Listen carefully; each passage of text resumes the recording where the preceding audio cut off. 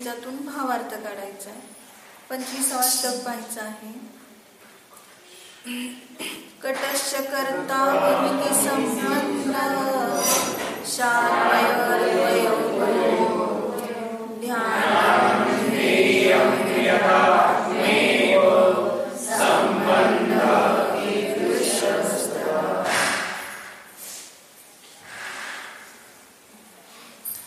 काय सांगितले तर कटश्च अहम करता. मी कशाचा करता आहे?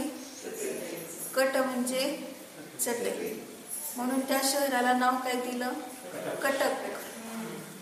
कटक म्हणजे ज्या ठिकाणी चटई विणतात त्याला म्हटलं कटक. कटाला करणारा. मग अशा रीतीने मी चटईचा करता आहे असा परद्रव्याशी करता कर्मपणा स्वीकारला गेला तरच काय होतं? द्वयोः संबंध शात. दोन वस्तूंचा संयोग संबंध दिसून येतो. परंतु यदा म्हणजे जेव्हा आत्मा एव ध्यानम ध्येयम, आत्माच ध्यान व ध्येय या अभेद रूपाने परिणमतो तदा तेव्हा कीदृश संबंध, तर अन्य द्रव्याशी कोणता संबंध राहील? अर्थात कशाही प्रकारचा संबंध राहणार नाही. म्हणजे आत्माच ध्यान आणि आत्माच ध्येय असं अभेद रूपाने परिणमलं तर कुठलाही संबंध राहत नाही. काय सांगितलंय ह्या श्लोकामध्ये?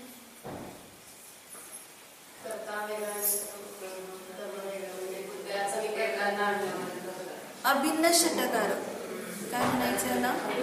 अभिन्न षटकारक म्हणजे एकाच द्रव्यामध्ये कर्ता कर्म करण संप्रदान अपादान आणि अधिकरण असे कारक लागतात.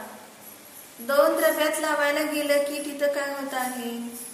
व्याप्य व्यापक संबंध राहत नाही. दोन द्रव्याचा व्याप्य व्यापक संबंध कधीही नसतो.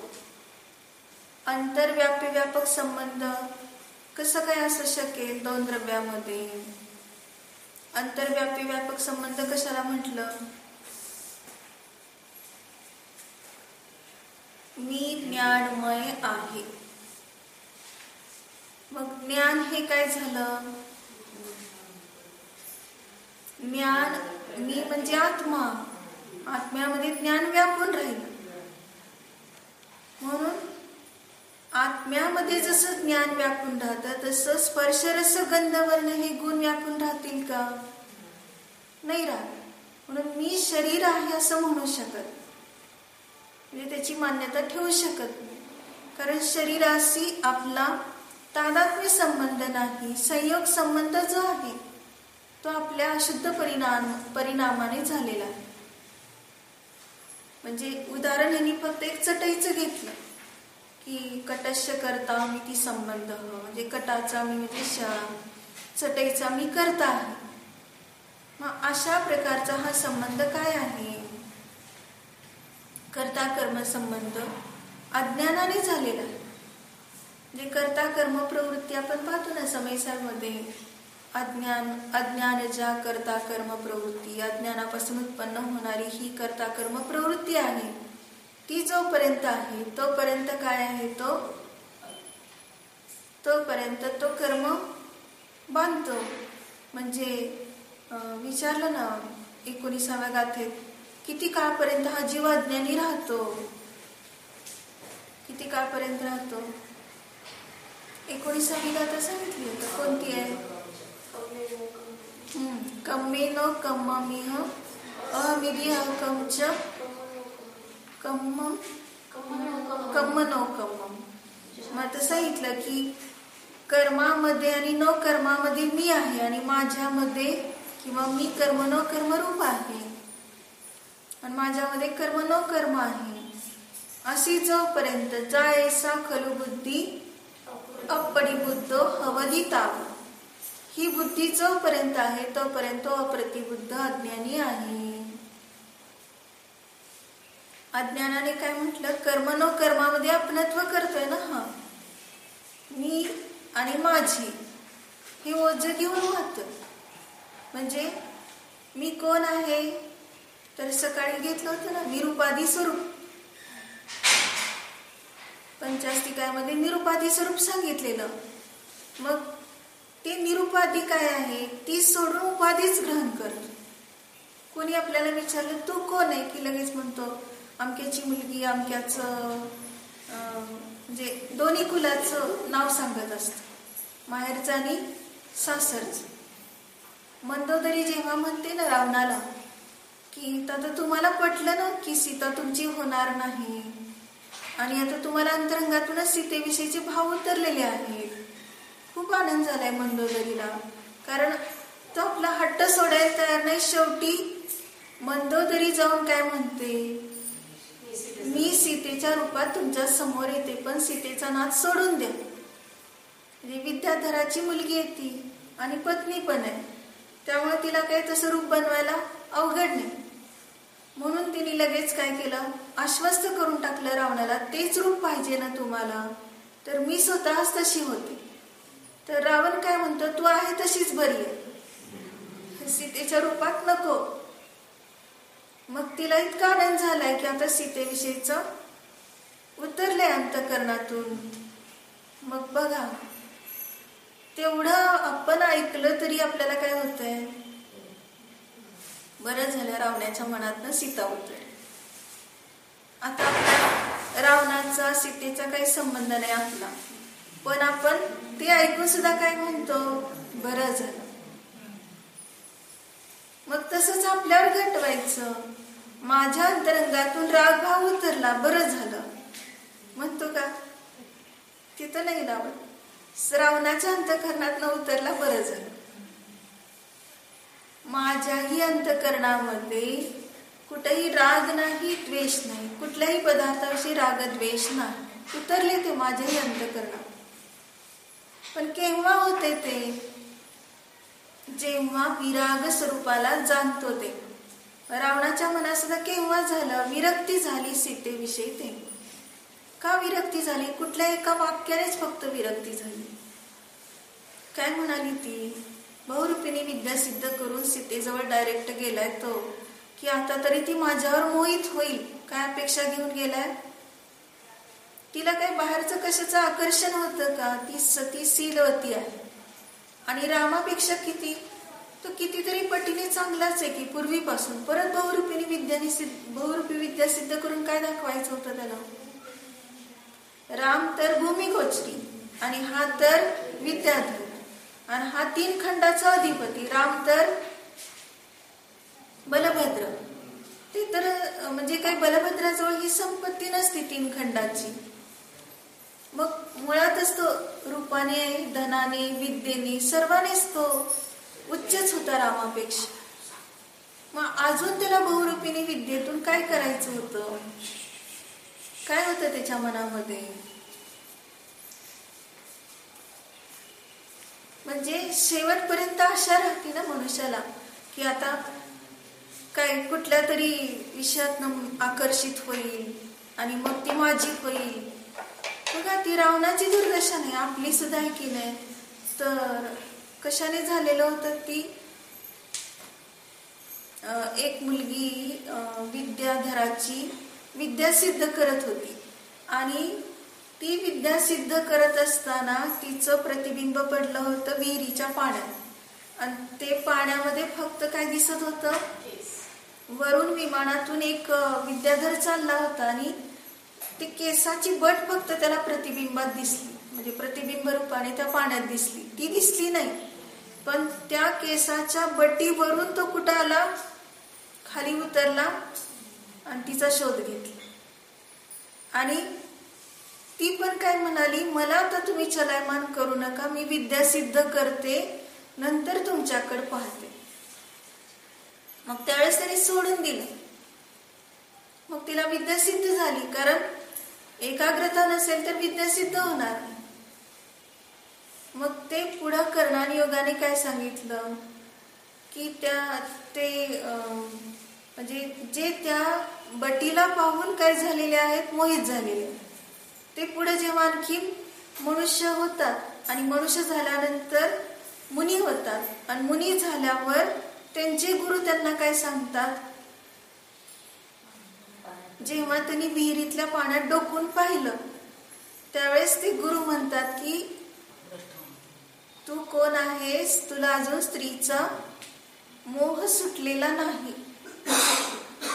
मग त्यांच्या मनात आलं, विहिरीचं पाणी कुठं आणि स्त्रीचं रूप कुठं, उगाच कुठला संबंध कुठं लावतात. म्हणजे त्यावेळेस ते कर्णानियोग म्हणा किंवा ज्योतिषशास्त्र म्हणा ह्याच्याविषयी विश्वास नाही त्यांचा. त्यामुळे ते काय म्हटले, फक्त विहिरीत डोकून पाहिलं ह्यांनी मला काय म्हटले, तू भ्रष्ट होणार आहे आणि तुला अजून स्त्रीचा मोह सुटलेला नाही. आरशात बघितल्यावर काय वाटेल? आरशात किती वेळा आपण बघतो, विहिरीत एकदा बघितलं तर आचार्यांनी त्यांना हे भविष्य सांगितलं, आणि आरशात खूप वेळा बघितल्यावर काय होणार, भ्रष्ट होणार नाही की नाही. तर पावलोपावली भ्रष्टच चाललंय की शरीराच्या रूपाला पाहून स्वतःच म्हणतो छान आहे, केशभूषा छान आहे, वेशभूषा चांगली आहे, असं करून काय करतो, भ्रष्टच होतंय की स्वतःच.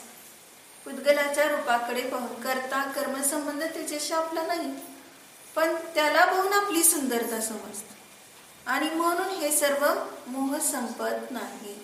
कशासाठी सांगितलं, मग त्या रावणाला आता बहुरूपिणी विद्या सिद्ध झाल्यानंतर पुष्कळ त्यांनी कुतूहल सीतेसमोर दाखवलं, पण तिची नजर काही खालची वर होत नाही, ती कशालाही आकर्षित होत नाही.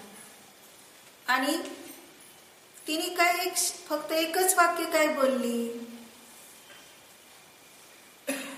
ज्या स्वरूपात माझा जो पती आहे त्या स्वरूपातच मी त्याला पाहते.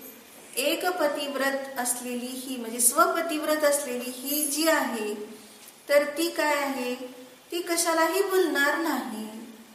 मग तो पती कसाही असू दे, तो पती ह्याच्यापेक्षा कमी आहे असं पाहून इकडं जर विचार आला तर तो विचारच झाला, पण तो विचार येत नाही तिला. मग ते पाहून रामाच्या मनातनं ती रावणाच्या मनातनं उतरली.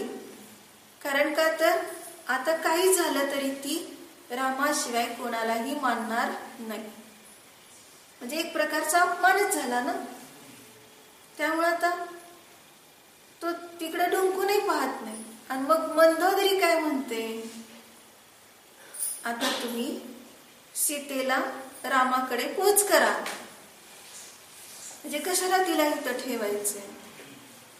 मग त्यावेळेस किती धिक्कारतो रावण तिला, म्हणतो तू कोणाची मुलगी आणि कोणाची पत्नी, आणि तुझ्या तोंडून हे वाक्य शोभतय का, म्हणजे क्षत्रिय धर्म तू नीट पाळत नाहीस, अशी काय हार खायची नाही. त्यांना येऊ दे, त्यांनी जिंकून म्हणजेच युद्ध करून सोडवून न्यावी, मी काय असं पाठवणार नाही. मान कसे आला तिथं, मी विद्याधर, मी 3 खंडाचा अधिपती. मग तसंच तो मंदोदरीला म्हणतोय की तू पण असं दुर्बलतेची शब्द बोलू नकोस, सोडून द्या, म्हणजे दुर्बलता झाली, असमर्थता झाली. कशासाठी सांगितलं हे, ते अभिमान तर झालंच, पण कर्ता बुद्धी जर अशी आली विचारात की मी युद्ध करणार आणि जे मग त्यांनी माझा जय झाला तर मग म्हणेल की घेऊन जावं, म्हणजे त्यांना अपमान करून मग द्यायची. म्हणजे त्याला भाव कशाचे आहेत, अजून मान अपमानाचे भाव असल्यामुळे त्या ठिकाणी अशी बुद्धी त्याला सुचली आहे की युद्ध करण्याची. मंदोदरीने व्यवस्थित सूचना दिली आहे, पण ती त्याला मान्य झालेली नाही. आपल्याला मान्य होते का? आपण सुद्धा काय म्हणतो, असं कुठं असते का? बलभद्र नेहमी कसे असतात, त्यांचं नावच बलभद्र, भद्र परिणाम. आणि नारायण नेहमी कसे असतात, विद्रोही, म्हणजे असं सरळ बुद्धीने वागणारे नसतात. जसं अपराजित आणि अनंतवीर्य दोघे सख्खे भाऊ आहे. अपराजित शांतीनाथांचा भाऊ बलभद्र आणि अनंतवीर्य नारायण, आणि त्यांच्याकडे नर्तकी मागायला दमितारीचं दूत आलाय. दमितारी म्हणजे 3 खंडाचा अधिपती प्रतिनारायण. तुमच्या 2 नर्तकी आम्हाला द्या म्हणून मागायला आला तर बलभद्र लगेच म्हणजे हा कोण, अपराजित लगेच म्हणतो घेऊन जावा. उदात्त. मग हा नारायण आडवा येतो की अनंतवीर म्हणतो काय कळतं का असं राज्य करायचं असतं ना. उगाच कोणी वस्तू मागितली की राज्य रिकामच करत बसतील, असं द्यायचं नसतं, असं त्याने नीती शिकवली. मग त्यामध्ये दोघांचा वाद चालू असताना त्यांना तर ती विद्या सिद्ध झाली पुरभवाच्या, त्याच्यातनं ते पुढं पुष्कळ मोठी कथा आहे. पण याच्यातनं काय सिद्ध करायचे की परिणाम कसे ठेवायचे, की दंडफंदाचे परिणाम करूनच काय म्हणतो कटस्य करता हम, मी कटाचा म्हणजे चटईचा करता आहे, मी चटईला करणार आहे. मग तसं या ठिकाणी आपण सुद्धा काय म्हणतो, हे माझं घर, हे माझं राज्य, हे माझं धन, ह्या बुद्धीनेच आपण त्याचं संरक्षण करतो. पण संरक्षण करणारा नाही आत्मा हे जाणत, म्हणून काय आहे दुःखी होत. म्हणून सांगितलं अभिन्न शतकारक, तू ज्ञानाशी जसं एकरूप आहे तसं कोणाशी एकरूप होऊ शकत, परद्रव्याशी एकरूप होऊ शकत नाही. ते तुझे होऊच शकत नाही, कुठल्याही काळात तुझे नाहीतच ते. म्हणजे प्रत्येक समयात तू कोणाचा आहे. शांतीसागर महाराजांच्याकडे एक छोटी मुलगी आली होती दर्शनाला. मग त्यावेळेस महाराजांनी सहज तिला प्रश्न विचारला, बाळ तू कोणाची आहेस. मग तिने काय उत्तर दिलं, म्हणजे तिने एवढं सुद्धा विचारलं तू आईची आहे की वडिलाची आहे. मग तिने तिसरंच उत्तर दिलं मी माझीच आहे. मग त्यावेळेस महाराज काय म्हणाले बघा, ती समयसार सांगते मी माझीच आहे. मग तिच्यावर हे संस्कार छोट्या मुलीवर कसे झाले. नाही तर पटकन काय म्हणतो आई माझी आहे, वडील माझे आहे. म्हणजे हे संस्कार बालकांच्या वर इतके असतात की ते सोडायला तयार नसतात. पण तिने तर स्वयं प्रेरित उत्तर दिलेलं आहे. मग ते बोलण्यात नको, आम्हाला फक्त कशात पाहिजे, अनुभूतीमध्ये पाहिजे. खरोखरच मी माझ्या स्वरूपाने परिपूर्ण आहे. म्हणजे अभिन्न षटकारक अवघड नाही, सोपं आहे खूप.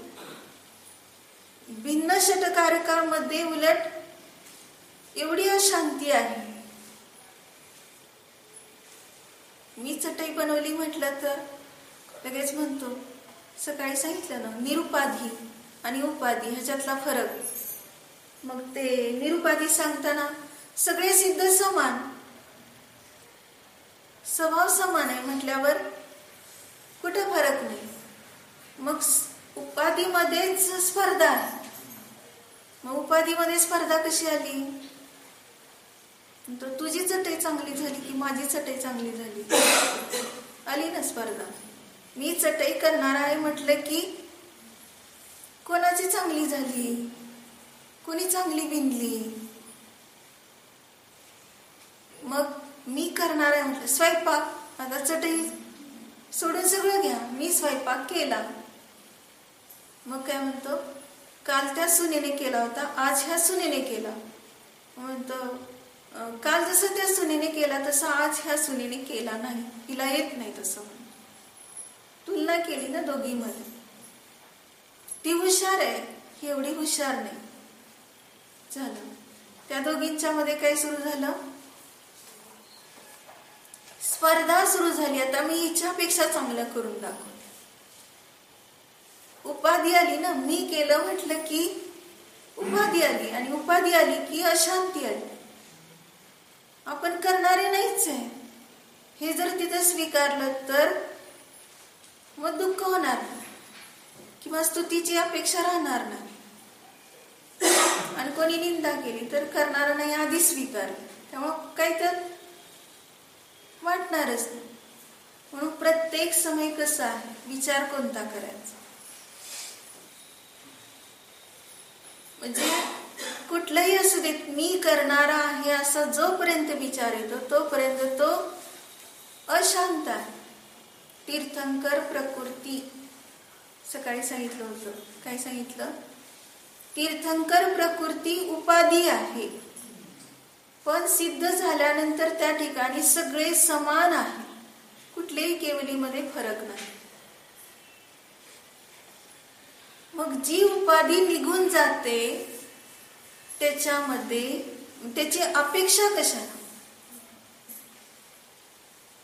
आणि त्याच्याविषयीचं गुणगान कशाला, त्याच्याविषयीचं कौतुक कशाला? जे आपलं आहे ते आहेच, समान आहे प्रत्येकाच, तेवढंच राहते. उपाधी तर गळूनच पडते. जे बाहेरून आलं ते बाहेरच राहते आणि जे आत आहे ते आतच राहते. आतलं बाहेर जात नाही, बाहेरचं आत येते. मग अशा अंतर्व्यापी व्यापक स्वरूपाला जर आम्ही स्वीकारलं तर किंचित मात्र आपली दुर्दशा होणार नाही. मग उपाधीने काय झालं? एक तीर्थंकर दुसऱ्या तीर्थंकराला भेटल. परत पुढचं हे सांगा. कधीच नाही. एक तीर्थंकर दुसऱ्या तीर्थंकराला भेटत नाही. पण एका तीर्थामध्ये किती केवली आहेत? एका तीर्थात सामान्य केवली, अंतकृत केवली, मुख केवली, उपसर्ग केवली भरपूर संख्या आहे. म्हणजे तीर्थंकरांच्या समोर सामान्य केवली भरपूर आहे, पण एका तीर्थंकराबरोबर दुसरे तीर्थंकर नाही. बघा तिथं सुद्धा उत्कृष्ट पुण्य प्रकृतीमध्ये सुद्धा उपाधीच स्पर्धा चालत नाही. दुसरा गरज नाही, चालत नाही म्हणण्यापेक्षा गरज नाही. मग त्या सामान्य केवलींना तरी गरज होती का? त्या सामान्य केवलींना आता कशाची गरज आहे? त्या तीर्थात फक्त उपस्थित राहायचं, आयुष्य आहे तोपर्यंत राहायचं, एवढंच चाललं, गरज नाही. पण तिथं नियोग आहे, तसं घडतं. म्हणून कसं लक्षात घेण्यासारखं आहे की ज्या ठिकाणी एकत्र सामान्य सिद्ध राहत आहेत पूर्ण अनंत अनंत, कसल्याही प्रकारची बाधा, असा तू स्वभाव सिद्धवाला असून देखील क्षणिक दंतबंध का करतो? किती क्षणिक आहे आयुष्य, संपतच. त्याबरोबर ही सगळी उपाधी गळून पडली. मनुष्य होता, त्या मनुष्यामध्ये काही त्यांनी मिळवलेला असेल, ती डिग्री असेल किंवा काही अजून त्याचा परिवार असेल, त्या नावाने थोडे दिवस चालते वंश. अजून त्याच्याच नावावर पत्रिका येतात, त्याच्याच नावावर सगळं काही काय होते, व्यवहार चालू दे, त्याचं काय आता तो तर बघायला पण नाही. पण ते सगळं गळूनच पडलंय ना. झाडाचं फुल गळून पडलंय, उपाधी कोणाची? कोणाचं फुल आहे ते? आता झाडातनं गळून पडले, कोणाचं फुल आहे? सांगितलं काय? झाडाचं फुल असून सुद्धा झाडापासून वेगळं होते, पण आकाशापासून वेगळं होते. आकाशाला फुल नसतं म्हणतात, पण उलट आकाशाला फुल आहे. कारण अस्तित्व आहे तोपर्यंत ते आकाशातच आहे ना. पण झाडावर नसलं तरी आकाशात आहेच. म्हणजे सांगायचं तात्पर्य काय? एका अपेक्षेने म्हटलं तर आहे आकाशाचं फूल, एका अपेक्षेने म्हटलं तर आहे गाढवाला शिंग आणि बेडकाला केस. चोटी म्हणजे केस. मग बेडकाला केस आहेत, गाढवाला सशाला शिंग आहेत. हे घटवले ना न्यायामध्ये. मग ते कसं घटवलं? पूर्वभावाच्या अपेक्षेने किंवा पुढच्या भावाच्या अपेक्षेने. पूर्वभावात एक सुंदर लांब केसवाली मुलगी आणि ती आता बेडूक झाली आणि त्या बेडकाला केस आहे असं म्हटलं तर कुठल्या अपेक्षेने म्हटलं? पूर्वभावाच्या अपेक्षेने. म्हणजे भूतपूर्व नाही गमन. किंवा काय म्हटलं? गाढवाला किंवा सशाला आता शिंग नसतात, पण पूर्वभावात ते गाय होते, म्हैस होती, त्यावेळेस शिंग होती. त्या अपेक्षेने काय आहे? शिंगवणे. ते नय अनेकांतामध्ये कसं आहे, नयाकडून पाहिलं तर कुठलाही विरोध येत नाही, एकांतामध्ये सगळीकडून विरोध येतो. म्हणून कसं आहे, इथं तर एवढं सांगितलं, भिन्न षटकारकामध्ये नेलंय आणि परत पुढे सांगतात काही समयसार मध्ये तर अभिन्न षटकारक पण माझ्या ध्रुव स्वभावात नाही. चेतय माने चेतय म्हणस तोपर्यंत न चेतय मानाय चेतय असं करून टाकलं. म्हणजे मी स्वतःच्या स्वरूपासाठीच वेदन करतो, स्वतःपासून करतो वगैरे असं म्हणत असताना अभिन्न षटकारक जे सांगितले, तर त्याच्याही पुढे जाऊन काय सांगितलं, हेही माझ्या स्वरूपात विकल्प नाही. म्हणजे मी कसं आहे, परत साभिगाथा समयसारची, जो सोऊ सो जे, जसा आहे तसाच आहे. म्हणून याच्यातून काय सिद्ध झालं की आम्ही प्रत्येक समय फक्त एक लक्ष कोणतं करायचंय, स्वभावात. बस, कसलाही विकल्प नाही, कसलेही दंदफंद नाही. आता सांगितलं ना, पुरुषार्थ सिद्धी उपायमध्ये तो श्लोक आहे कोणता, 12-13 नंबरचा श्लोक आहे. मग त्याच्यात काय सांगितलेलं आहे की जीवाच्या परिणामाला निमित्त करून पुद्गल स्वतः कर्मभावाने परिणमन कर. आणि त्याच्याच पुढच्या श्लोकात काय सांगितलं,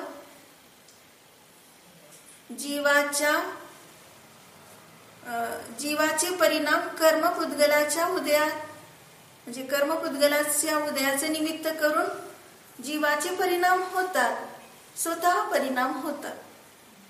म्हणजे ह्या 12व्या श्लोकात सांगितलं जीवाचे परिणाम निमित्त आणि कर्म स्वतः पुद्गल स्वतः कर्मभावाने परिणमत, हे उपादान सांगितलं पुद्गलाचं. आणि पुढच्या श्लोकात काय सांगितलं, जीव उपादान सांगितलं, स्वतःच परिणाम करतो आणि कर्माचा उदय निमित्त मात्र आहे. मग किती वेळा उदय असतो आपल्याला, दिवसातून किती वेळा उदय असतो, झोपल्यावर नसेल की नाही. एक समय सुद्धा खंड न पडता उदय चालू आहे, एक समय सुद्धा खंड न पडता बंद चालू आहे. आत्मानुभूतीच्या वेळेस सडा बंद होत नाही की नाही. तर अबुद्धिपूर्वक असणारे भाव त्याच्याद्वारे होतातच कर्मबंध. म्हणून काय आहे की बंदही चालू आहे, उदयही चालू आहे, द्यायचं आणि घ्यायचं दोन्ही पण व्यवहार चालू आहे व्यवस्थित. आणि आपण मात्र ज्ञाता दृष्टा, तर तरलो नाहीतर बुडलो, त्या व्यवहारातच पडलो न बंध आणि उदयाच्या, तर पुन्हा पुन्हा ती शृंखला चालू राहते. म्हणून आपल्याला तरायचं असेल तर काय करायचंय, फक्त त्याला न्यायिक रूपाने जाणत राहायचं. कर्माच्या उदयाचं निमित्त प्राप्त करून आपल्याला रागद्वेषाने परिणत व्हायचं नाही. कर्माचा उदय कधी कोणता कसा येईल माहित नाही. माहित होतं का सीतेला की आपल्याला ते जंगलात सोडणार आहेत म्हणून, माहित नसताना घडलं की नाही. पण जे घडायचं नव्हतं ते घडलं का, घडायचं होतं ते घडलं, माहित असो किंवा नसो, कारण उपयोग तिकडं नाही. जरी छद्मस्थांचं ज्ञान क्षयक्षम जनित अल्पज्ञान आहे, पण उपयोग लावला तर सगळं कळतंय. पण उपयोग लावत नाही तिकडं की आता काय होणार आहे. रावण नेणारे पळून हे तरी काय माहित होतं का. मग तरी लक्ष्मण रेषा कशी काय आखली होती, काय त्याला माहित होतं का की विद्येच्या साह्याने एवढीशीच रेषा, किती अंतर आहे, इथं रावण आहे तिथं सीता आहे, अंतर तर जास्त नाही, म्हटलं तर लगेच पळवून नेता येते, कोणच नाही तिथं. पण ती एकाच तेवढ्याशा रेषेने काय काम केलं. इतकी मर्यादा आली की ती जोपर्यंत बाहेर पाऊल टाकत नाही तोपर्यंत रावण तिला धक्काही लावू शकत नाही. किंचित मात्रही तो तिला ओढून सुद्धा नेऊ शकत नाही. म्हणजे एवढं तेवढ्या एका रेषेचं बल विद्येच्या साह्याने ओढलेल्या. मग त्यावेळेस रावणाने सुद्धा कला काय काढली, भिक्षुक होऊन आलाय ना तो. मग सीता तर दयाळू आहे, भिक्षुकाला तसं कशाला पाठवायचं म्हणून ती दान द्यायला गेली. आणि द्यायला गेली तर लक्ष्मणाचं वाक्य लक्षात आहे ना, बाहेर जायचं नाही रेषा ओलांडून. मग तिला वाटतंय जवळच आहे की आपण लांब हात केला की देता येते पात्रात, म्हणून ती बाहेर न येता पात्रातच हे लांबूनच देते. पण तो पण कला कशी वापरताय, लांब लांब जरा म्हणजे तिचा पाऊल बाहेर येईपर्यंत तो लांबून घेतोय भिक्षा. आणि मग तिचा पण भान राहत नाही, एकदम तिचा एक पाऊल काय होतो बाहेर पडतो. त्याच वेळेस तिला ओढून नेत. तिचा एक पाऊल बाहेर पडला, अनर्थ झाला. आपले किती पाऊल बाहेर पडतात, समयाला पाऊल बाहेर पडतात आणि आपण त्या रेषेत राहतच नाही. कुठल्या लक्ष्मण कशाला आता आपली सीमारेषा कोणती, चैतन्य ज्ञान दर्शन स्वभाव, त्या मर्यादेत राहायचे आपल्याला, त्याच्या बाहेर जायचंच नाहीये. पण ती विसरली, आपण विसरत नाही ना. आपण तर भानच ठेवत नाही. प्रत्येक समयाला लगेच उदयानुसार रंजायमान होतो. आणि उदयानुसार रंजायमान झालं की काय होतं, त्याचा घात होतो, म्हणजे कर्मबंधाला प्राप्त होतो. म्हणून मला प्रत्येक समय फक्त स्वभावातच राहून साधना करायची आहे. ह्याला सोडून दुसरं अन्य कुठलंही कार्य मला करण्यायोग्य नाही. असं जर जाणलं तर प्रत्येक समय काय होणार आहे, ज्ञाता दृष्टापनच. न्यायतेशिवाय दुसरं काही अवतरणारच नाही. न व्यापी व्यापक संबंध कोणाचा कोणामध्ये आहे. शरीराला रोग झाला, शोक करण्याचं काही कारण नाही. तुझं त्याच्याशी व्यापक संबंध नाही, तू त्याचं व्यापक नाही आणि ते तुझं व्याप्य नाही. म्हणजे शरीर अत्यंत भिन्न आहे. फक्त मी त्याला न्यायिक रूपाने जाणतो. धन गेलं, धन तर किती दूर आहे, त्याची तर वेदना काहीच नाही. कालचा श्लोक सांगितला ना, परिशहाद्य विज्ञाना, त्याच्याविषयी अचिंत नाही, परिशह उपसर्ग आला तरी. मग तसं या ठिकाणी सुद्धा काय सांगितलं की शरीराला काही घडू देत, परिवाराला काही घडू देत, घराला काही होऊ देत, धनाला काही होऊ देत, तुझ्यामध्ये ते व्याप्य रूपाने राहत नाही. तू त्याच्यामध्ये व्यापून राहणारा नाही. तादात्म्य संबंध नाहीच आहे. त्यामुळे तुला त्याचं वेदन करण्याचं काही कारण राहिलं नाही.